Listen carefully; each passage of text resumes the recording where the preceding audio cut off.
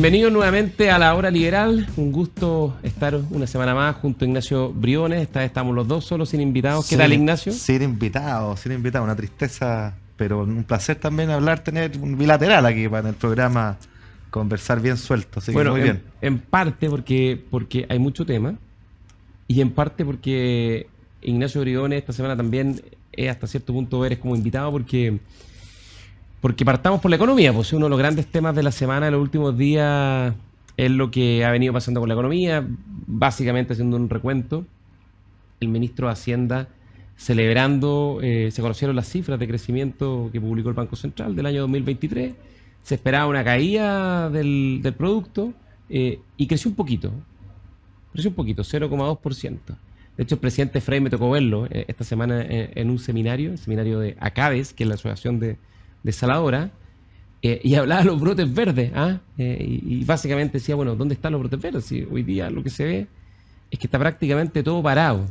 Entonces, en tu caso, como analista particularmente de la economía y exministro de Hacienda, ¿qué te provoca el 0,2%? Porque al final se juega contra las expectativas, pero objetivamente el resultado es paupérrimo. Ahora, hay una cuestión técnica y una cuestión más estructural. Voy a partir por la estructural. Me parece que la polémica que se hace, de lado y lado incluso, diría que refleja lo chato del debate. Porque así como el gobierno sale insólitamente a celebrar que la economía creció 0,2, que estadísticamente no es distinto de menos 0,2, hay un rango, hay un intervalo de confianza, pero básicamente la economía no crece, y en términos per cápita, como lo hemos comentado muchas veces en este programa, si la torta no crece pero el número de invitados a la fiesta, que es la población, aumenta porque la población crece, el pedazo de torta promedio o el per cápita cae. Y eso es lo único que debería importar. O sea, per cápita la economía del 2023 cayó. Claro, cayó. Claro, en términos cayó. Individuales, los chilenos somos más pobres que el año 2022. Sí, claro que sí, decreció. Entonces no hay nada que celebrar desde ese punto de vista. Técnicamente la variación tiene que ver con una revisión de las cuentas nacionales que hace el Banco Central, que es el que provee la estimación oficial. Y si bien subió a la alza de menos 0,2 a 0,2 para el 2023, también revisó a la baja los años anteriores, ¿no? Por lo tanto, en el efecto agregado aquí seguimos hablando de lo mismo. Y ese es todo el punto. Yo creo que más que centrarse en celebrar un crecimiento casi nulo y negativo en términos per cápita, lo que debiera convocarnos a todos de buena lid es a preguntarnos por qué no crecemos hace 10 años. Si esa es la verdad. O sea, Chile lleva 10 años creciendo el promedio al 2% anual, que es probablemente lo que vamos a crecer este año. Y en términos per cápita eso es algo menos que el 1%. Entonces, eso es muy mediocre para Chile, y es una frustración de expectativas muy grande para las personas que hacen sus expectativas, sus sueños, sus esperanzas de pega, de reajuste salarial, emprendimiento. La hicieron mirando para atrás con los años en que el viento soplaba fuerte, que la economía crecía fuerte.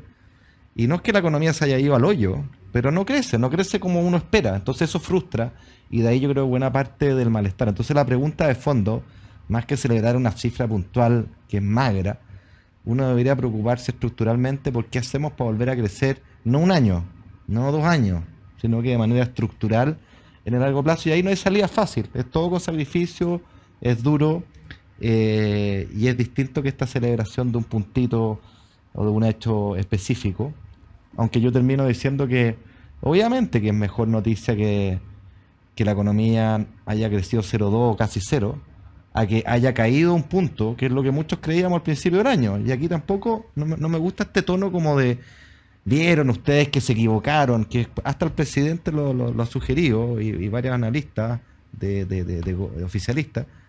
Ese es un debate poco honesto, porque a principios del año 2023, el Fondo Monetario Internacional proyectaba una caída de un 1%, el Banco Central una caída en torno a ese rango, el Banco Mundial de 0,9%, el propio Ministerio de Hacienda a fines del 2022, o sea, proyectando el 2023, proyectaba una caída de 0,7%. Lo que revela que las proyecciones son siempre cambiantes, son difíciles, achuntarle no es fácil, y hay condiciones que entre medio van cambiando. Entonces me parece que ese ataque, esa crítica, como bien ustedes que son unos pesimistas, se equivocaron, no ha lugar. Obviamente que es mejor noticia haber crecido algo que haber decrecido un punto, eso hubiera sido un desastre completo, pero la pregunta relevante es cómo levantamos el crecimiento estructural de Chile, porque está decaído, estamos en la mediocridad hace 10 años, y eso lamentablemente hace que el bienestar no llegue. Oye, ¿alguna vez escuché a un economista, hace mucho, mucho tiempo, unos 15 años atrás, 20 años atrás, creo que era Hernán Cheire, que explicaba esta regla de por qué es tan importante la tasa de crecimiento económico y en particular la tasa de crecimiento per cápita, ¿no? O sea, el crecimiento por habitante en Chile. Y explicaba esta regla del 70 dividido en X. X es la tasa de crecimiento individual. Entonces, cuando la economía crece al 7-8%, supongamos en términos per cápita, al 7%, como crecía la economía de Chile en la década de los 90, 70 dividido en X quiere decir que el ingreso per cápita, el PIB per cápita, se duplica el equivalente al número 70 dividido en la tasa de crecimiento. O sea, 70 dividido en 7 es 10. Eso quiere decir que el ingreso per cápita por cada chileno se duplica cada 10 años. Claro. Eso fue más o menos en la década del 90. En la década del 2000 tenemos que haber crecido en promedio en torno al 5, 6%, pongámosle 5%. Si aplicamos la misma regla, 70 dividido en 5 da poco más 20. de 12, 13, Ajá. por ahí, ¿no? O sea, quiere decir que ya no se duplica cada 10 años el ingreso per cápita, sino cada 12, 13 años. En la década del 2010, la economía creció en torno al 3%. En la época del 2010, un poquito más que el 2. Poquito más que el 2. Sí. Entonces ya no son 10 ni 12, 13 años. Son Si el 30. 2% es 70 dividido en 2 es cada 35 años. Y la proyección que tenemos para el 2024 del gobierno, el Banco Central, en torno al 2%. Per cápita equivale a 1. Y para los años que siguen hasta 2028 el 2%, que es parecido al crecimiento tendencial que se ha caído como piano. Entonces Por esa eso, es la pregunta. Si uno saca el 2%, quiere decir que 70 dividido, ya no, acuérdense que es per cápita, y la población crece al 1%. Entonces dividiríamos 70 dividido en 1, quiere decir que el ingreso de los chilenos per cápita se duplica cada 70 años. O sea, un poco para entender lo que tú estás planteando, Ignacio, porque es muy fuerte realmente, porque esto se traduce en calidad de vida, en oportunidad, en reducción de la pobreza, en fin, en una serie de avances sociales, incluso en reducción de la desigualdad, movilidad social, que es muy importante. Estamos hablando que si en los 90 la economía chilena, el ingreso per cápita se duplicaba cada 10 años, cada 13, 14 años, en la década del 2000, la del 2010, cada, no sé, 35 años, hacia adelante lo que se ve es que nos va a tomar 70 años duplicar el ingreso. Hoy día el ingreso per cápita de Chile debe ser, ¿cuánto? ¿$23.000? Como 25 medido en dólares a paridad de compra. O sea, va a estar como Estados Unidos. La medida estándar, digamos. Va a estar como Estados es como Unidos un tercio de Estados Unidos. Digamos. Sería básicamente acerca del año 2100, si no cambiamos el ritmo. No, pues, o sea, acá es súper importante el punto, es medio matemático, pero crecer al 2 versus crecer al 4 no es la mitad, ¿ya? Es mucho peor que la mitad. ¿Ya? Claro. O crecer al 4 no es el doble en un periodo largo que 2, sino que mucho más. ¿Ah? Por eso que las velocidades cuando uno llega a duplicar el ingreso son exponenciales y no lineales. La vieja trampa del interés compuesto. Claro, es como una bola de nieve pues, cuando rueda, ¿no es cierto? Claro. Que se va rodando sobre sí mismo, entonces va creciendo exponencial. Acá es lo mismo. Entonces, la velocidad de crecimiento de la economía es la velocidad a la que la bola rueda. ¿Ya? Entonces, si rueda más rápido, pucha, crece más que proporcional, mucho más rápido que si va a penita y duplica su volumen en mucho más tiempo porque va girando más lento. Esa es un poquito la analogía correcta. Pero crecer es fundamental. Ahora hay que olvidarse de crecer al 7% como en los 90, porque era otro país, digamos, distintas razones técnicas, era un país pobre, pero retomar una tasa de crecimiento del 4 yo creo que es un imperativo ético. ¿Es posible crecer al 4%? ¿Que la economía crezca en el mediano plazo al 4%? De hecho, la última vez que crecimos al 4% ha sido el año 2013. La pregunta es cómo crecemos de manera sostenida. Da lo mismo un año, tiene que ser sostenido. Y la verdad es que el crecimiento de tendencia justamente en los últimos 10 años ha caído de 3,5%, 4% a 2%, ha caído a la mitad. Ese crecimiento de tendencia, para que quienes nos escuchan se entienda, es que lo que los economistas profesionales calculan y dicen, esta es la capacidad real de crecimiento de esta economía, esta es la capacidad real que tiene esta bola de nieve de girar. Y la palabra real es clave, porque el crecimiento tiene que ver con ampliar la torta. Y ampliar la torta tiene que ver con las capacidades que tenemos de combinar mejor la harina, ¿no es cierto?, con el agua y el huevo, para tener una torta más esponjosa, también más rica, y con la destreza del cocinero. Entonces, cuando la destreza del cocinero y nuestra capacidad, la receta para hacer una buena torta están de capa caída, bueno, la torta crece poco, mejora a penita. Y los Entonces, comensales van llegando cada vez más. y van llegando cada vez más. Entonces, acá no hay bala de plata. Crecer requiere tener un mejor cocinero. Se llama capital humano, capacitar, educación. Hemos visto la debacle que tenemos en la educación escolar. Solo para dar un dato que a mí siempre me alucina. Más allá de la discusión de si cayó, subió el CIMSE, que es una discusión que se lleva a todos los flashes, el tema de fondo es que en Chile hoy día 1 de cada 5 chicos, cada 5 niños, tienen las competencias adecuadas, estadísticas oficiales, y en los sectores vulnerables 1 de cada 25. Adecuada significa que en cuarto básico tú sepas leer lo básico, ¿ah? No estamos hablando de que seas un prolífico escritor o un prolífico lector. Entonces hay que invertir de largo plazo como primera prioridad, y esos resultados se ven no en 1, en 2, se van a empezar a ver en 10, en 15, en 20, pero mientras más uno lo chutee, peor va a ser. Número 2, hay que mejorar la receta, ¿ah? La receta que tiene que ver con las reglas del juego, las reglas para atraer a que muchas personas hagan tortas, a que inviertan, a que estén interesados en hacer tortas, incentivos a invertir, incentivos a innovar, incentivos a emprender, entre otras cosas, ¿no? Que las reglas del juego estén claras, que cuando estoy haciendo una torta de chocolate no me vengan a decirnos que yo quería una de frambuesa, así que desármala entera, permiso, ¿ah? Tener las autorizaciones para poder hacer la torta. Entonces es un set de cosas que son complejas, desafiantes, no hay vara plata, pero que son fundamentales y sobre todo no dependen de la voluntad, del voluntarismo. Uno escucha tantas veces gente dice, no, acá hay que crecer, como si el crecimiento cayera del cielo. Crecimiento requiere reglas, políticas públicas que incentiven a que hagamos mejores tortas, con mejor capital humano, mejor formación, mejor capacitación, con mejores reglas del juego, para incentivar a la inversión, a la innovación, al emprendimiento. ¿Cuál sería la primera medida que implementaría? Y eso, y eso depende del sistema político. El sistema político, lo hemos hablado tantas veces en este programa, está trancado. Por eso, pero esa es la primera medida. Sin duda, la primera medida económica, aunque parezca extraña, es política. Cambiar el sistema político, pues insisto, porque la inversión, los incentivos, hacer crecer la torta, dependen de las reglas del juego, de las políticas públicas. Y cuando esas políticas públicas están bloqueadas porque el sistema político es disfuncional, pelea y combo todos los días, que es lo que vemos, no se avanza. Sin reformas no cabe esperar resultados distintos, y por lo tanto esa es la condición habilitante de todo. Hoy día tenemos un sistema fragmentado, atomizado, tironeado, no sirve, y esa es la primera medida económica. Así lo dijimos en la Comisión Marfan. La más importante de todas, para volver a crecer, es esa. Segundo, a partir de ella, bueno, incentivos potentes a invertir. Espérate, solo déjame dar un ejemplo. Es que para que la gente entienda la relevancia del problema del sistema político. Hoy día con 21 partidos, prácticamente en el Congreso no hay reformas relevantes que puedan salir. Y un ejemplo dramático es lo que está pasando con el sistema privado de salud. Hace 6 meses venimos discutiendo que entre marzo y junio, julio de este año, el sistema de salud va a colapsar. El sistema privado de seguros de salud, la ISAPRE, y eso va a desencadenar un terremoto en todo el sistema sanitario, público-privado, porque el sistema privado financia la red privada de salud que atiende a la mitad de los chilenos, aunque estén en FONASA, se atienden en el sistema privado, y eso va a producir un colapso, ¿no?, de listas de espera y personas que van a morir. Esto está anunciado hace 6-7 meses atrás. Se envió un proyecto de ley tardíamente, pero se envió un proyecto de ley al Congreso, y en el Congreso estamos a marzo.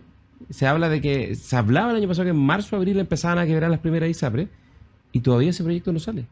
Y eso es porque hay una total incapacidad en el Parlamento de alcanzar los más mínimos acuerdos, aun cuando te avisan que viene el terremoto, no son capaces de ponerse de acuerdo. No, crónica de una muerte anunciada, y aquí es quizás la constatación de la separación completa entre lo técnico y la actual política. Yo no digo que lo técnico que tenga que reemplazar a la política, cada uno tiene su ámbito, pero tiene que informar y nutrir a la buena política. Acá hubo una comisión transversal de expertos del Frente Amplio hasta la derecha, llegaron todos a un consenso, que es la idea de que acá hay que mutualizar la pérdida, porque las ISAPRE son un seguro, ¿ah? Y el argumento correcto, a mi juicio, es que así como las ISAPRE le cobraron de más a algunos, le cobraron de menos a otros. Y por lo tanto esto tiene que verse de manera agregada y no de forma separada. Punto que ha hecho espacio público, digamos, que no es precisamente un centro de estudio de derecha. Eduardo Ender lo ha observado con mucha claridad. Y esta es una fundamentación técnica y además correcta y justa. Y sin embargo, fíjate tú que el gobierno se hizo parte el requerimiento al Tribunal del Tribunal Constitucional para que declarara inconstitucional la idea de mutualizar. Esto Entonces, para explicarle a la gente por qué esto se discutió en el Senado, este proyecto de ley. El Senado lo aprobó con mutualización, con el voto en contra de la mayor parte de los parlamentarios de gobierno. Pasó a la Cámara de Diputados y hubo un requerimiento de parlamentario al Tribunal Constitucional contra esta herramienta de la mutualización, que es fundamental para la viabilidad del sistema, y el gobierno se hizo parte de ese requerimiento. tal cual, tal cual. Entonces eso revela cuál es la postura oficial del gobierno en esto. Y esa postura va a ser un desastre porque va a quebrar el sistema, va a tener los problemas que tú dices. Entonces, la política evidentemente está fallando. Y de verdad si queremos volver a crecer, y crecer robusto, de forma constante, no una golondrina que haga verano, necesitamos reglas que incentiven acuerdos, buenos acuerdos, de buenas políticas públicas que tiren el carro al crecimiento económico y social, el desarrollo en definitiva. Ya, primero reformas políticas y nos tenemos que ir a la pausa. Segunda medida que tú crees que es indispensable. Segunda, 2 y 3 que van de la mano. Hay que meter la inversión con todo, hay que incentivar y mucha inversión en Chile. El ahorro privado ha caído en los últimos 10 años 7 puntos el producto, eso es enorme. Eso se traduce en caída de la inversión. Y acá se necesita, digamos, una inyección de optimismo, de ganas, derivada de una política pública, y yo creo que tiene dos elementos. Uno, que yo lo he felicitado y el gobierno lo ha metido, está en la discusión en el Congreso, que es todo el ecosistema de permisos, la famosa permisología. Simplifiquen. Simplificar, acortar trámites. Mira, un proyecto minero grande en Chile tiene 9 años de permiso, una planta desaladora casi 12. Es una locura completa. Simplemente va a empezar a conversar, a meter el primer dólar. Uno dice, debería ser al revés. Digamos, una planta desaladora debería demorarse máximo 3. Y esto no implica sacrificar estándares ambientales. Se puede tener estándares ambientales elevados, pero con marcos simples, creíbles, Déjame darte un dato estables. que esta cuestión es dramática. ¿Eh? En Coquimbo La Serena viven más de 500.000 personas en el núcleo urbano, ¿no? 500, 600.000 personas. Ya es un hecho de la causa que por la gravísima sequía, de aquí al 2030 probablemente no haya agua para suministrarle la empresa sanitaria, digamos, a Coquimbo La Serena. Y si desarrollar una desaladora, que es la alternativa que hay, porque esperar o apostar a que va a volver a llover es suicida, ¿no? Si son 12 años, quiere decir que la planta desaladora estamos en 2024 hasta el 2036. O sea, es un desastre. Otro desastre que viene al frente y no somos capaces de resolverlo por los problemas de la burocracia, los trámites, la Es el mundo al revés. Entonces eso va bien encaminado. Hay que complementarlo con los permisos ambientales, que es la parte ausente, con cosas sectoriales como los consejos Monumento Nacional, las concesiones marítimas, pero va bien encaminado. Me tocó ir a presentar al Congreso, apoyar ese proyecto. También le hice algunas críticas o algunas dudas. La principal es que no basta decir con que voy a cortar los plazos, aunque la ley lo diga. Lo importante es que se cumplan los plazos, porque hoy día no se cumplen. Entonces tiene que haber incentivos para que los funcionarios cumplan los plazos, los servicios cumplan los plazos y no se la lleven gratis, como hoy día. Hoy día no se cumplen, los plazos son 2, 3 veces los legales, cuando no más.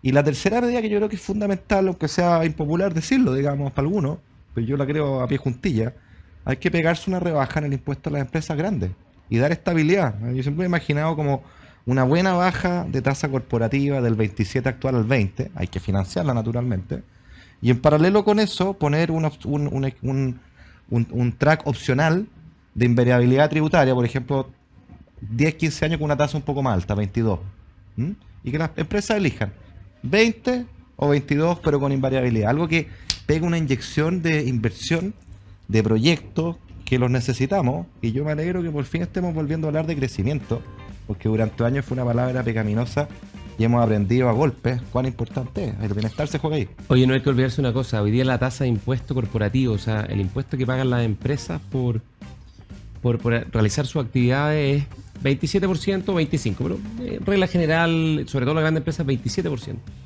Hace 10 años atrás la tasa de impuesto corporativo era 17%. Claro. O sea, como siempre en Chile, quisimos copiar lo que se hacía afuera, nos fuimos de largo, la tasa promedio en los países de la OECD es 24%, 23%, o sea, la baja. En Chile nos fuimos de largo, queremos desarrollarnos, pusimos un impuestazo y el efecto de la inversión y el empleo es notorio. Así que evidentemente ahí nos equivocamos y hay que corregir.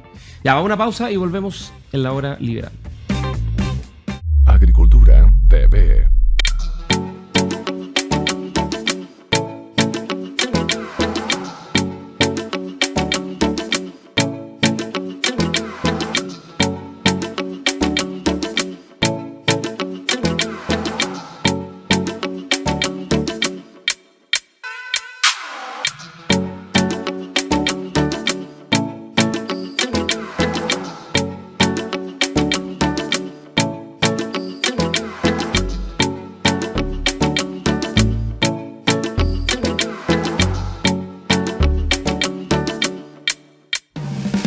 Estamos de regreso en la hora liberal, Agricultura TV, Radio Agricultura, junto a Ignacio Briones, que además de panelista hace invitado esta semana porque estamos hablando de temas económicos, vamos a hablar también de temas políticos, pero siguiendo la línea de los temas económicos hay un tema que es brutal, que es muy fuerte, que es muy impactante, por todo lo que significa, ¿no? Para la tradición de esa región, para el ecosistema económico regional.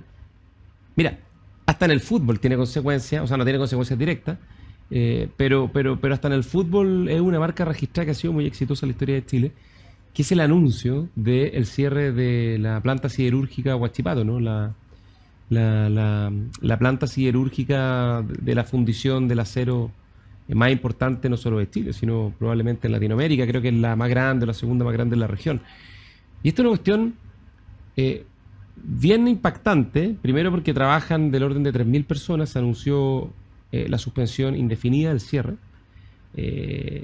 Hace tiempo se estaba discutiendo la posibilidad de poner una sobretasa. La empresa le pidió a la Comisión Antidistorsiones que pusiera una sobretasa a la importación de barras de acero y bolas de molienda de China, ¿no? Por eventual o muy probable dumping en realidad, o sea, producción de los chinos y venta bajo el costo de producción. Las barras de molienda, las bolas de molienda, perdón, son muy importantes porque son las que se usan en el proceso minero, ¿no? Para machacar el mineral.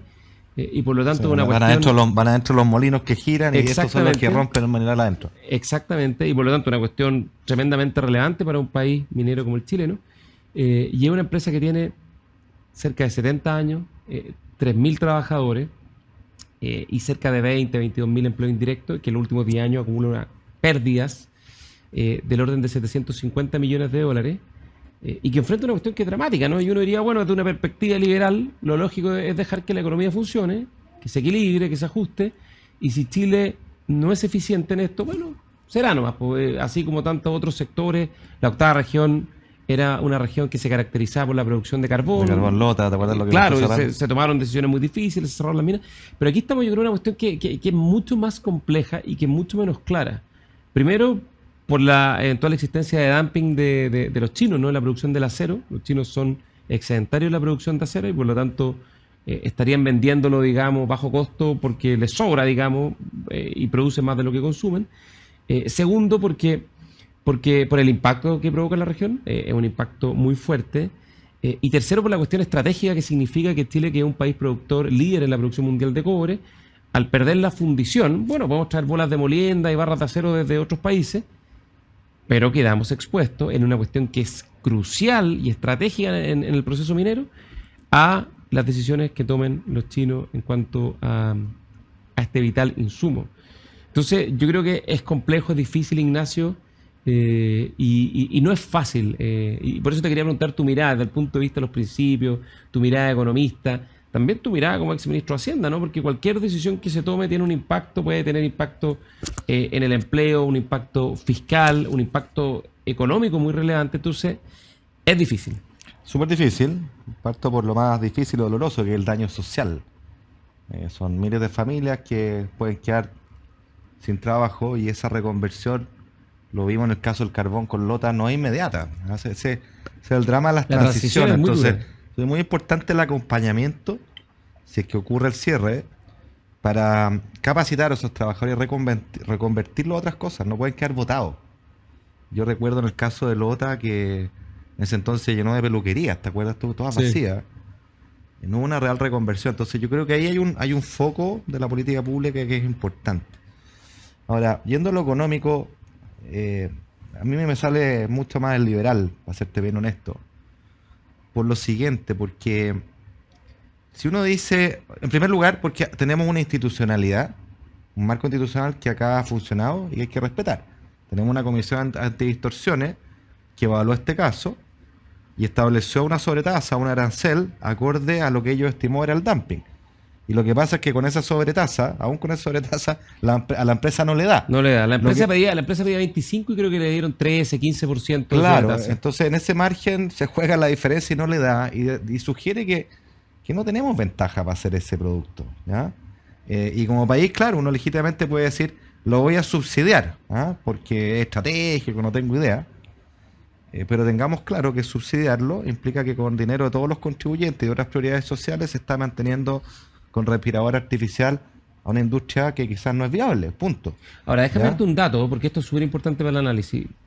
La Comisión Antidistorsiones fija sobre una sobretasa, que es básicamente una medida arancelaria especial para la importación de hierro y bolas de molienda, que fue de 10,3%, 10,4% y 19,8% para 4 firmas chinas. CAP pedía el 25%. Entonces a mí y bueno, y la Unión Europea, por ejemplo, le puso una sobretasa al 32% y Estados Unidos una de 25%. Entonces, me cuesta entender un poco la situación, porque yo entiendo que Chile tiene mayores dificultades para usar este instrumento de las sobretasas por los TLC, ¿no? Tenemos un TLC con China, un acuerdo vigente. No sé si Estados Unidos, sospecho que no, y la Unión Europea tengan directamente uno con China, ¿no? Pero si tú fijas una tasa entre el 10 y el 19, y lo que le da un tanque de oxígeno a la empresa para poder resistir, quizás por un tiempo, habría que verlo, es el 25%, cuesta entender que en el fondo no haya un espacio que permita al menos hacer esta transición más suave y evitar una cuestión que de golpe es brutal. Claro, pero eso ahí está el trade-off, porque hacerlo más suave, suave, de alguna forma implica romper la institucionalidad que tú te diste. Tú te diste una institucionalidad que es un comité antidistorsión, una comisión antidistorsiones compuesta de gente eminentemente técnica y muy profesional, que hizo este cálculo y le dio esto, digamos. O sea, después, claro, soberanamente los estados y los gobiernos pueden decidir hacer algo más, ¿ya? Y eso es un poco lo que estamos hablando. Pero hacer algo más sin invalidar la respuesta técnica que hizo la Comisión No, Antidistorsión. eso estoy ¿Ya? de acuerdo. Y ese hacer algo más, lo que sea acá hay que tener súper claro que es con plata de los contribuyentes. Entonces esa es la pregunta. Los contribuyentes tienen que subvencionar a una empresa privada que está pasando un periodo pésimo al punto de cerrar, por las razones estratégicas o de drama social que la justifican, o en realidad esa plata de los contribuyentes debería ir a educación básica, preescolar y o a salud y otras prioridades. Ese es el dilema, ¿te fijas? Yo tiendo a pensar que si esta empresa tiene pérdidas millonarias hace 10 años, tiene que ver con una cuestión que va un poquito más allá de la sobretasa. Hay que saber también que en estos mercados los precios muchas veces no son tan nítidos como uno quisiera. O sea, puede ser que los chinos le vendan, yo desconozco, pero estoy especulando, puede ser que los chinos le vendan a Chile a un precio distinto al que venden a Europa. Y por eso las tasas, o Estados Unidos, y por eso las sobretasas Son también distintas. difieren. No lo sé, estoy especulando, no conozco en detalle el caso, pero sin duda es un tema fregado, pero abre una puerta de intervencionismo, por otro lado, que hay que tener a la vista. O sea, después uno puede justificar sobretasa, y se ha hecho acá, a la leche, a la harina, al trigo, a todo, y siempre uno le podrá poner el apellido de las razones estratégicas, alimentarias, por lo tanto, y en muchos casos sí se justifican, y para eso está en esta institucionalidad la Comisión Antidistorsiones, pero invocarlo sin más creo que es peligroso. Esa invocación en el pasado nos hizo ser un país proteccionista porque había que proteger la industria local, los empleos Hacíamos auto en locales. Arica, Claro, en la usted época de tiene- la sobretasa. entonces es complejo. La apertura tiene un montón de beneficios, muchos más beneficios que costos, a mi juicio, y así lo muestra la evidencia, pero tiene estos problemas también. Y yo creo que la clave es hacerse cargo de las transiciones. O sea, tanto la empresa, que tiene que pagar las indemnizaciones del caso si despide a los trabajadores, como el Estado a través de planes de capacitación y de reconversión de competencias específicos. Si este cierre ocurre, no puede dejar en el abandono a los trabajadores porque es un drama social que hay ahí detrás. Hay que tratar de suavizar esa transición sin ninguna duda, pero eso no implica necesariamente mantener una empresa abierta con respirador artificial. No, yo creo que no, pero pero aún así tengo la impresión de que esta decisión en forma tan intempestiva, creo yo, refleja un déficit de gestión política por parte de la autoridad responsable de la materia, que es importante porque el Ministerio de Economía estaba empujando esto, y aparece sorprendido en una decisión que es de repercusiones muy relevantes. Sí, es que yo creo que Entonces, eso... la pregunta es, ¿se sorprendieron? ¿Se enteraron? Porque esto fue un anuncio que fue bastante No, esto repentino. viene hace mucho rato. Este ruido, esta discusión viene hace mucho rato. Mucho rato. Entonces no es algo nuevo, ¿no? No es algo nuevo. Esto es un proceso, la institucionalidad ha funcionado.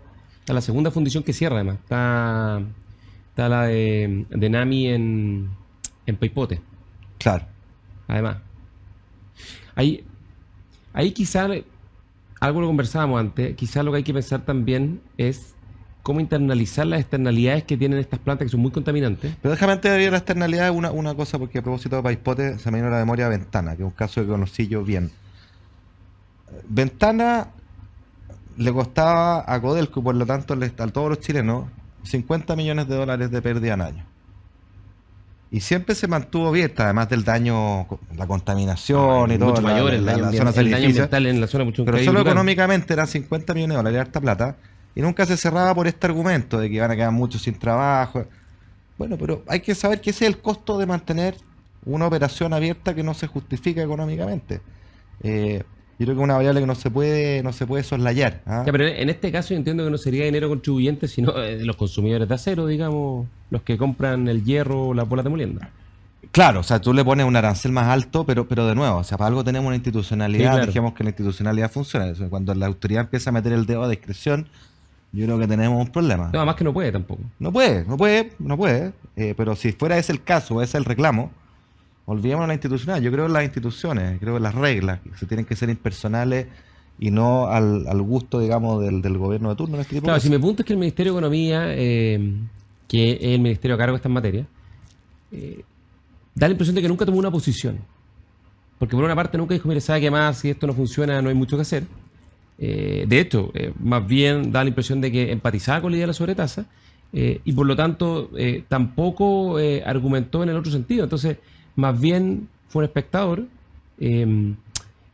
Y si bien yo soy completamente partidario de que el Estado no intervenga en las decisiones económicas, cuando estas cuestiones tienen implicancias sociales, políticas al final, no puedes tomar tanto palco, ese es mi punto. No podéis, no, sí, estoy de acuerdo contigo. Por eso que yo insisto, el rol del Estado, acá si esta empresa o esta fundición, esta planta en definitiva cierra, obviamente que ahí el Estado va a tener que tener un doble resguardo de cómo apoyar, cómo reconvertir, no sé. Tú no puedes abandonar, digamos, a trabajadores que durante años han hecho eso y que probablemente lo único que saben hacer, y lo saben hacer muy Claro. bien, es eso. No pueden quedar en el descampado, tú O sea, tienes que apoyar en déjame eso. decirte una cosa, si finalmente somos consistentes en que, bueno, si esa es la decisión y en fin, lo calcularon técnicamente y es lo que se puede hacer, y la empresa CAP, que es dueño de la fundición, decide esa que más, pierden $1 millón diarios. De hecho, cuando se anunció el cierre, la acción de CAP subió Subió. 6%, porque obviamente una pérdida que se deja tener, que es grande, más de $300 millones al año. Entonces, si es que la autoridad tenía, porque tiene que haber tenido esto, si no lo tenía a la vista, es un desastre. Y si lo tenía a la vista y no es capaz de salir en el acto con un plan de contingencia, ¿qué vamos a hacer o qué se va a hacer con los más de 20.000 trabajadores directos e indirectos que dependen de la fundición que se van a quedar sin empleo en 3 meses más? O sea, se habla de que el cierre va a ser en 3 meses, en 3 meses más. Ese drama es brutal, es un drama muy. Estamos hablando de grupos familiares que deben ser 60, 70.000 personas. O sea, No, es es grande. una proporción Es grande, muy grande. relevante en la región de Biobío. No estamos hablando de una cuestión puntual, localizada, es muy gra- estructural. Es grande. No, si el menudo problema, yo creo que hay que buscar fórmulas de transición. Por ahí va mi respuesta, que no es la dureza total del mercado, tiene un lado humano, pero yo creo que hay que confiar en las instituciones que tenemos, no hay que meter la mano ahí. Algo las tenemos y no intervenir en decisiones de, además una empresa privada, digamos. ¿Ah? Absolutamente. Entonces, Ahora, lo que sí se podría hacer un poco lo que te decía antes, ¿no? En general las empresas chinas son muy contaminantes, porque básicamente las energías que tienen son más contaminantes, además las regulaciones laborales son mucho más laxas. Y algo que se está haciendo en algunos países, en Europa en particular, es que se cobra un impuesto en función de la contaminación que producen ciertos productos que tienen una huella de carbono muy alta. El cobre y la acería son muy contaminantes. O sea, a propósito del cambio climático, son dos de las industrias que tienen obligaciones de transformar sus procesos para reducir su huella de carbono, ¿no? también de la huella de carbono, de traer las bolas de molienda Entonces, o el vienen acero en- de van a- China. En ahora barco. ya no van a salir desde Biobío hasta el puerto Mejillones para ir a Chuquicamata, sino que van a venir en un barco desde China o de quién sabe dónde. Entonces, son temas regulatorios que uno, desde el punto de vista, las ideas son correctos, porque corrigen la externalidad, el daño causado, que hoy día no lo asumen, y que eventualmente podrían, en parte, amortiguar el impacto de este dumping que se está produciendo en la empresa china. Ahora, obviamente, ya es tarde y creo que hay poco que hacer por ahí en el corto plazo. Así es, pero bueno, veremos cómo se desarrolla, pero es menudo problema, un drama social grande. Y amén de la parte económica, yo lo que sí creo es que no se puede dejar a esa familia a su propia suerte. Es que hay que apoyar y hay que buscar fórmulas de capacitación, reconversión, acompañamiento, porque si no el drama social es gigantesco y puede ser exponencial, ¿no? Se multiplica, ¿no? Sí, ahora entiendo que siguen las conversaciones, o sea, se anunció el cierre, pero todavía hay algún espacio, alguna chance para ver si se puede cambiar la decisión. Bueno, vamos a una pausa a la hora liberal y volvemos en un par de minutos. Agricultura TV.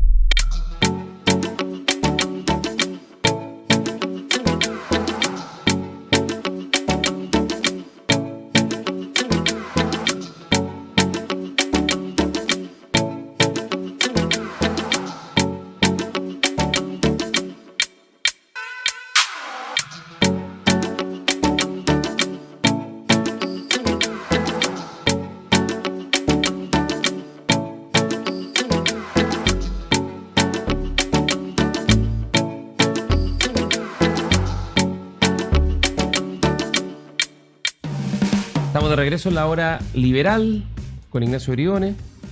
Oye, harto tema en los últimos días, las últimas semanas. Han estado muy movidas. Y había un viejo programa, creo que se llamaba Primer Plano de Farándula, ¿Ya? que tenía una sección que se llama El Escándalo de la Semana. Y evidentemente si uno, y esto no tiene ninguna gracia y no es farándula para nada, si uno tuviese que calificarlo, evidentemente lo que ocurrió con estos audios que se filtran entre el exdirector de la PDI y el abogado Luis Hermosilla, es una cuestión bien impactante, ¿no? Por múltiples razones. Es muy grave, es muy reprochable, y es de aquellas cosas que yo creo que más provoca desconcierto y rechazo por parte de la ciudadanía. Sin duda, el daño institucional que esto genera es enorme, mucha desconfianza, porque este caso que hemos conocido es bien distinto del primero, ya escandaloso, cuando se conoció el audio del abogado Hermosilla, el caso Sauer, ¿no? El caso audio creo que le llamaron. Yo escuché esa conversación completa, era como una hora, ¿no? La mejor serie de Netflix, no le llegan en los talones, digamos. House of Cards. El lenguaje, el desparpajo, las frases mafiosas, los delitos que se sugerían, una cosa asquerosa, delincuencial completa. Ya solo escuchando eso uno decía, ojalá estos tipos paguen o tengan la sanción que merecen, ¿no? Pero ahora es un poco distinto, porque a partir de esa investigación se incauta el teléfono y me imagino computador y otras cosas de este abogado, y empiezan a salir cosas, pues, y parece, digamos, o sea, 700.000 páginas de cosas. Esta conversación, claro, no sé qué teléfono tenía, una memoria impresionante.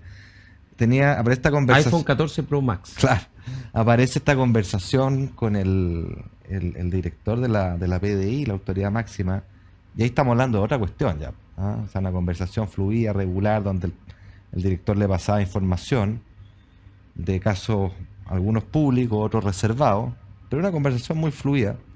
O sea, ahí el tráfico de influencia y los atisbos de corrupción pasan a otro nivel, ¿no?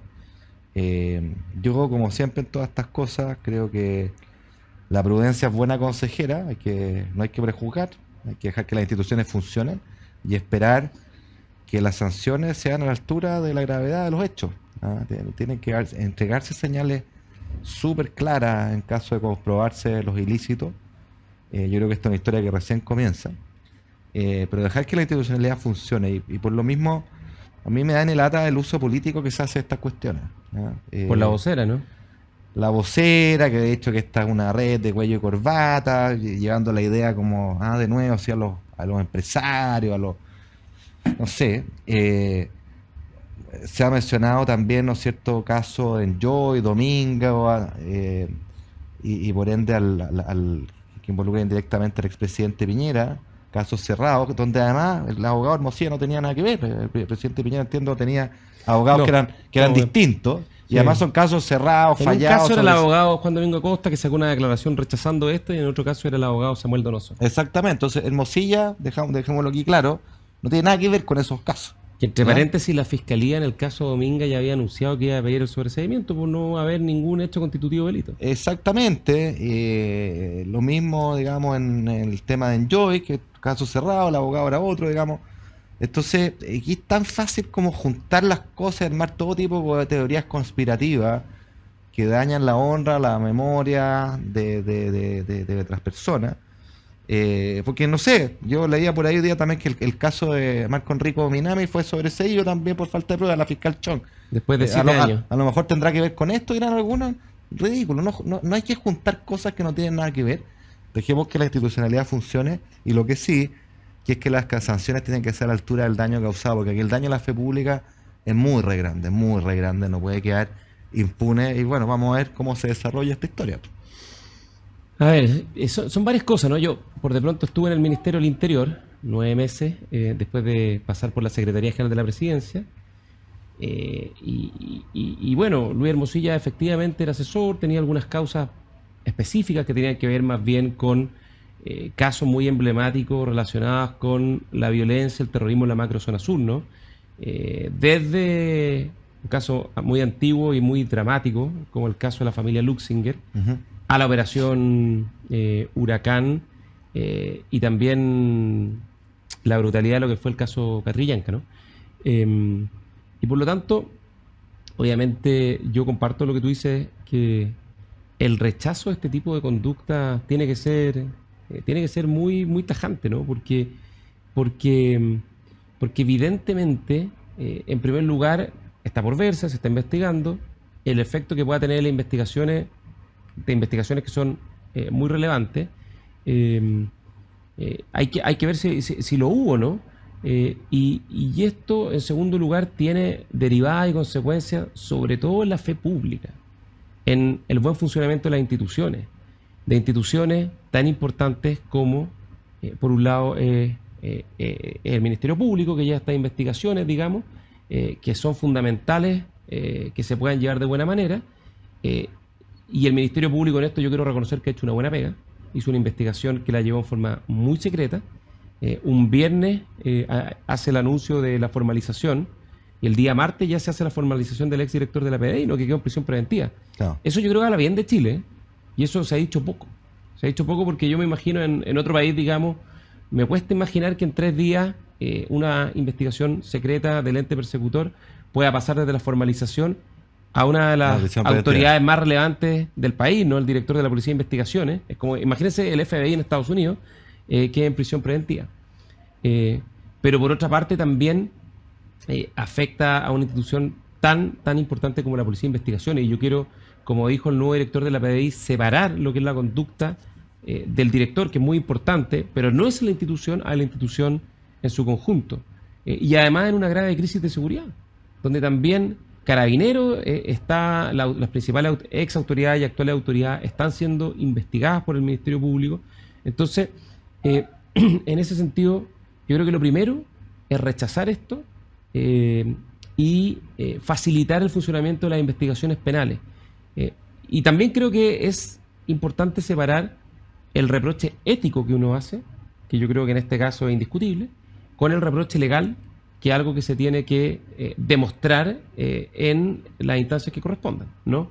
El reproche ético, yo creo que lo que se ha conocido de estas filtraciones, sin duda tiene que ser muy severo, porque son conductas muy alejadas a la debida conducta funcionaria que tiene que tener cualquier funcionario público.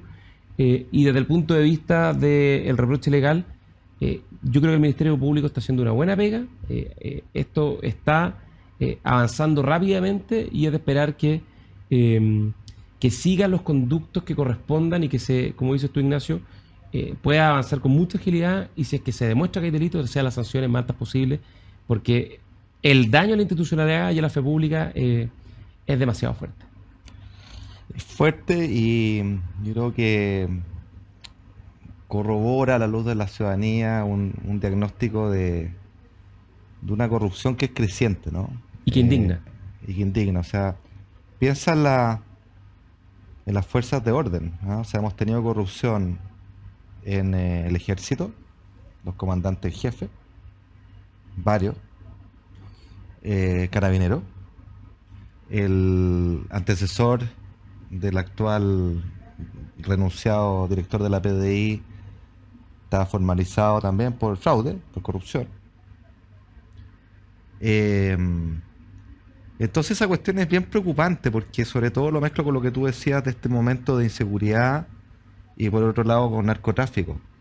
Si hay altas autoridades de distintas áreas que son susceptibles de ser corrompidos o de tener conductas corruptas, ¿ah?, en un cierto ámbito, uno se pregunta si por transitividad no son susceptibles de ser corrompidos en un ámbito nuevo, que es el cómo operan los narcos, ¿no?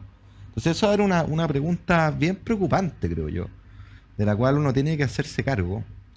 Hay corrupción en el Estado, hemos visto la corrupción en el caso de fundaciones, y yo creo que se requieren en todos los casos, sin distinción de quién es, de qué sector es, aquí caiga quien caiga, señales muy contundentes, porque si los ciudadanos no vemos que esas personas que cometen delitos francamente terribles para la fe pública no tienen una pena a la altura del daño que generan, la moral delictual, ¿no es cierto?, sale ganando.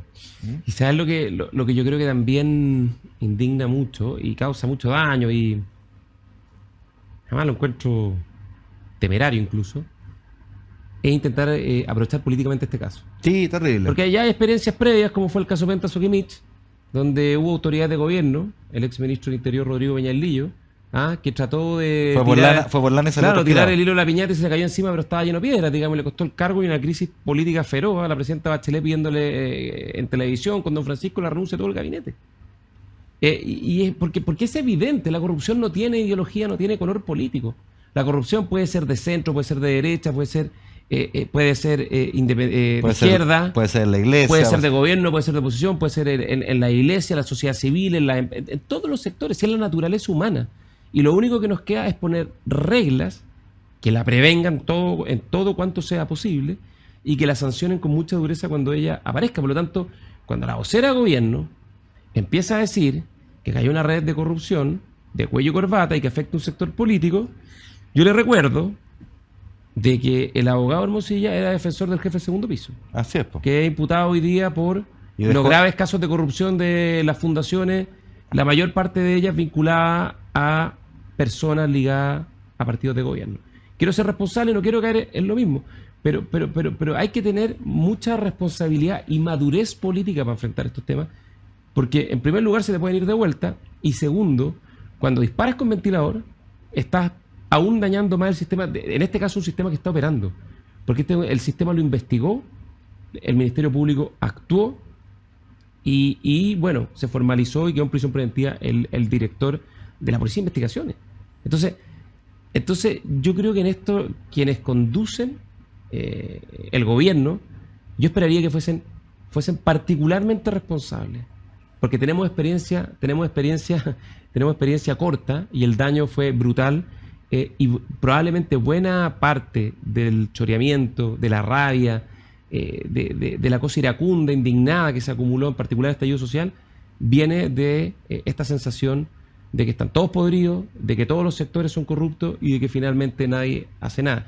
Y además que esto del delito de cuello corbata, buena parte de quienes forman parte del gobierno, forman parte de estas fundaciones, no usan corbata y eran igual o más corruptos todavía. Claro. Entonces yo sería cuidadoso de atribuir el uso de la corbata a la corrupción, porque la corrupción puede ser con corbata o puede ser sin corbata también. Yo creo que la gente, creo no equivocarme, cuando empieza a ver el aprovechamiento político del lado que sea, lo huele como un anticipo de empate. Obvio. Y el empate es que aquí no pasó nada, y eso es exactamente lo que no puede ocurrir. Pero es cierto que son pocos, o somos pocos, los que siempre hemos tenido una condena transversal a estos casos, independiente que sean de tu sector político o del otro. Generalmente la gente tiende a trincherarse y pegarle al del caso al frente como si tú fueras impoluto y respecto a los tuyos nunca dices nada. Y lo mismo sucede en materia de derechos humanos, donde hay una izquierda que es experta para llenarse la boca de derechos humanos y no tiene ningún empacho en salir a defender a los Maduro, a los Ortega, aún con toda la evidencia que tenemos a la vista. Y eso es inconsistente, es un aprovechamiento político de una cuestión fundamental como son los derechos humanos, donde uno debería tener un solo estándar siempre.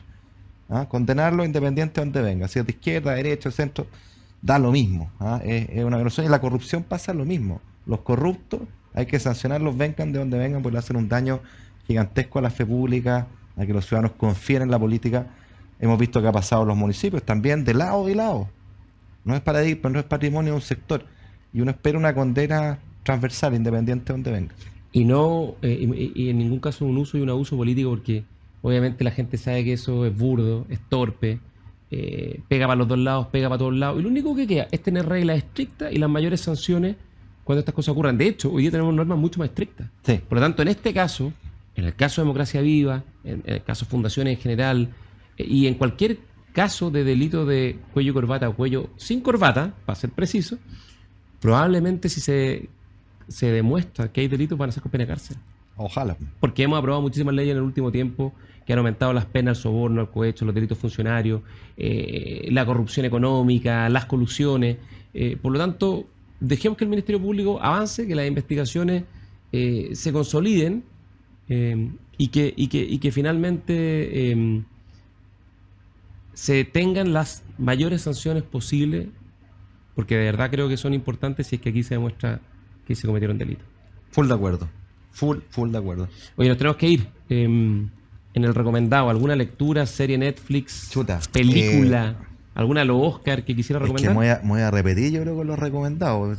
La memoria ya empieza a fallar. ¿Viste alguna de las películas de los Oscar? Vi Oppenheimer. Buena. Súper buena. Me esperaba un poquito más, pero buena, sí, buena, históricamente buena. Me hizo acordarme, ya no sé si lo recomendé acá, así que les pido benevolencia con la mala memoria. Me hizo mucho pensar en el libro Maniac de Benjamín Labatut. Sí, lo leí en el verano, muy buen libro. Buen libro. Porque de hecho von Neumann, que es la historia que el personaje que está detrás del libro, participó también de ese proyecto donde estaba del proyecto Manhattan. Oppenheimer, el proyecto Manhattan, y aparece en la película. Un gran genio matemático de von Neumann. Me gustó la película, me gustó. Encontré interesante cómo está filmada, la historia es bien increíble. No me gustó esa lección moral, digamos, de la segunda parte, cuando él se arrepiente, etc. Pero bueno, es una gran película que vale la pena ver. Tenía buenas razones para estar arrepentido. Tenía buena, claro que tenía o buena. para tener al menos algún tipo de duda moral, digamos. No, eso de acuerdo, digamos, pero hay mucho como de políticamente correcto detrás de todo ese caso después. Pero gran película, pero así que hecho para los Oscar. Véala. Hecho para los Oscar, el tipo de cosas que le encanta a la academia. Obvio. Oye, me encantó Oppenheimer.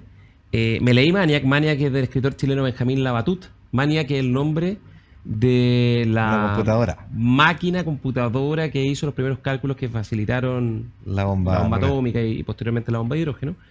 El escritor chileno Benjamín Labatut, tremendo escritor. Antes ya había sacado hace un par de años un libro que se llama Un verdor terrible, también muy bueno. Muy bueno, sí. Donde básicamente lo que muestra tanto en Verdor terrible como en Maniac, cómo la ciencia, el conocimiento, el progreso tecnológico que engendra los avances más relevantes de la humanidad también puede engendrar las semillas de su propia destrucción. Y además una muy buena prosa, así que muy recomendable Oppenheimer, la novela Maniac. Y como todos estos genios, los humanos están al borde de la locura también. Exactamente. Están ahí siempre en la cornisa, siempre caminando en el borde, en el límite, y se pueden caer. Oye, y la última es una recomendación cortita, la película Rustin se escribe, está en Netflix. Rustin era un activista por los derechos de los afroamericanos en Estados Unidos. Está en Netflix la película y fue el organizador de esa gran convocatoria, marcha, concentración que hubo ahí en el mall en Washington, ¿no? Donde se juntaron un par de cientos de miles de personas y el famoso discurso de Martin Luther King. Es una buena película, entretenida. De hecho, el gran actor, el protagonista, está Colman Domingo, creo que se llama. Estuvo nominado al Oscar, no lo ganó, pero muy buena actuación como mejor actor por la película Rustin en Netflix. Ignacio. Bueno, hasta la otra semana. Hasta la otra semana, nos vemos. Chao.